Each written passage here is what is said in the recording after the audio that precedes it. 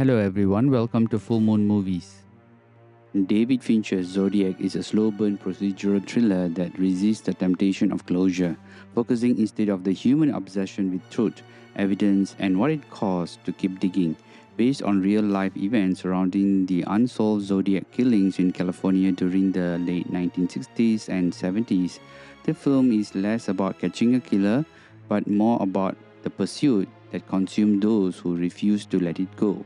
The story centers on three men caught in the killer's orbit: crime cartoonist Robert Graysmith, played by Jake Gyllenhaal, and crime reporter Paul Avery, played by Robert Downey Jr., and homicide detective Dave Toschi, played by Mark Ruffalo. Now, each of them begins with a sense of duty and curiosity, but as the investigation drags on, their personal life starts to unravel. It's not the murders that haunt them most, it's the silence, the lack of proof, and the unwavered calls, and the suspect who always seems just out of reach. Gyllenhaal's performance as Graysmith is especially compelling. He begins as a shy, almost awkward puzzle solver working on the newspaper's layout, but he gradually transforms into a man possessed. He can't stop connecting the dots, sketching the timelines, and chasing whispers. His obsession isolates him from his family, but it also gives the film its quiet heartbeat, that relentless need to bring order to chaos. Ruffalo as Toschi is a cool, all professionalism on the surface kind of guy, but there's tension beneath him. He plays a man who believes in facts and procedure, slowly pushed to the edge by a case that defies both. Downey Jr. meanwhile gives a stand-up performance as the flamboyant and self-destructive Paul Avery, who drifts from the front-page scoops into alcoholism and paranoia. Now, these three actors form a triangle of obsession, each representing a different way the Zodiac killer leaves scars. Rather than using jump scares or stylized violence, Fincher builds his tension from the weight of time and the cracks it creates in people. Some of the most unnerving scenes are quiet: a late night visit to a suspect's basement, a phone call filled with breathing, a meeting between Graysmith and a man who may or may not be lying. Every scene lingers just a little longer than expected, turning mundane conversations into nerve-wracking moments. The horror isn't that the killer strike again. It might he never stop and you'll never prove it. Visually, Zodiac is one of Fincher's most restrained yet meticulous works. Shot digitally with a soft muted color palette, the film captures San Francisco in a constant state of dusk, fading light, fog, and shadow dominates. The camera moves slowly and with purpose, and the production design recreates the era in stunning detail. It feels less like a stylized movie and more like a window into a real time and place.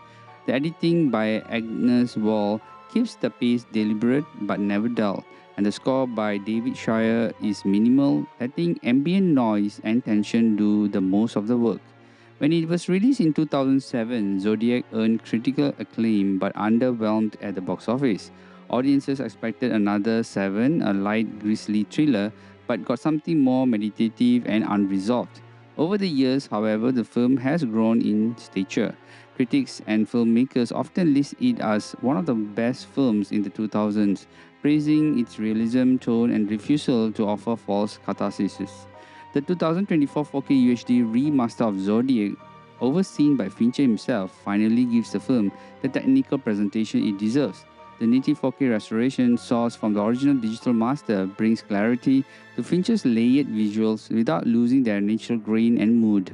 The image feels sharper with added details in facial textures, clothing, and background elements that may have gone unnoticed in previous versions.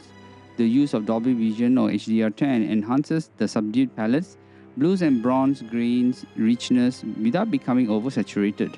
The film still feels cold and distant, but now it's a crystal in detail. The audio mix presented in DTH HD Master Audio remains faithful to its original design. Dialogue is clean, ambient, sound is immersive, and subtle moments, like rustling paper or flickering fluorescent lights, stand out more vividly here. The sound design wasn't meant to be flashy, and the 4K release preserves the understated quality. As for packaging, the release avoids some of the flashy but fragile presentations issues seen in other 4K remasters. While not a lavish collector box, the edition comes with a theatrical director's cut and includes bonus materials like documentaries, behind the scene interviews, and commentary from Fincher and the screenwriter James Vanderbilt. It's a satisfying no-frills package that favors function over fancy display, something many longtime fans appreciate, though some collectors might wish for deluxe art or booklets to match the film's legacy. Ultimately, Zodiac is not a movie that shouts, it whispers, questions, and lingers. It's about the impossibility of closure, the burden of knowledge, and how truth often slips through the cracks of time. The new 4K release doesn't just polish the surface, it invites viewers to sit back and stare deeper into the mystery. And even when the film ends, the question remains, looping in your head like Gray Smith's maps and notebooks. Fincher doesn't give you peace, but he gives you obsession, and it still holds you long after the credits roll. Now, this movie is a must watch.